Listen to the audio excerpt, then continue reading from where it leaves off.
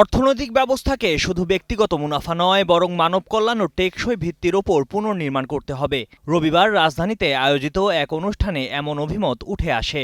North south university এবং ইউনুস সেন্টারের যৌথ আয়োজনে দিনব্যাপী অনুষ্ঠানে উঠে আসে সামাজিক ব্যবসার বিভিন্ন দিক।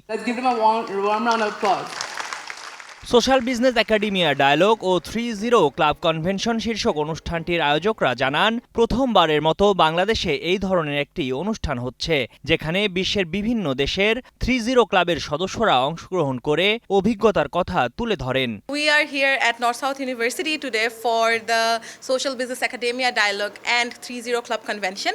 সকাল থেকে আমাদের Academia Dialogue হয়েছে, where we talked about how social business can truly make an impact for education, for our business, how we can raise capitals for that. And also we are now at the 30 convention, যেখানে almost 31 countries থেকে 1000 plus delegates এসেছে।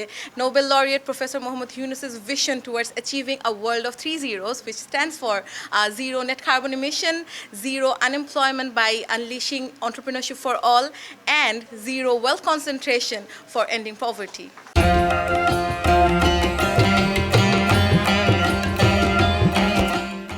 North south ইউনিভার্সিটির উপাচার্য ও গ্রামীণ ব্যাংকের chairman অধ্যাপক আব্দুল হান্নান চৌধুরী আয়োজনটিকে এনএসইউর নতুন মাইলফলক বলে উল্লেখ করেন। তিনি মনে করেন, এ ধরনের উদ্যোগ বৈশ্বিক ও সামাজিক চ্যালেঞ্জ মোকাবেলায় নৈতিক, মানবিক ও দূরদৃষ্টি সম্পন্ন নেতৃত্ব গড়ে তোলার যাত্রাকে এগিয়ে নেবে।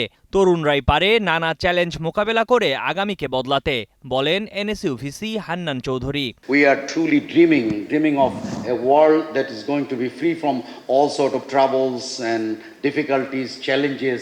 These are something that we are going to address. And only catalyst of making those changes is the upcoming generation of the young youth.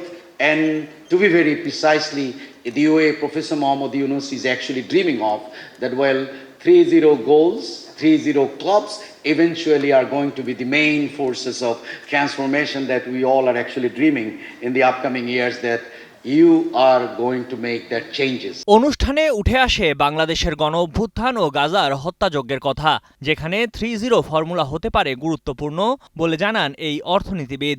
They have sacrificed their lives, stood up against injustice, and now it is upon us to redesign the world in which we will inherit, framed by the mandate of the 3 zeros.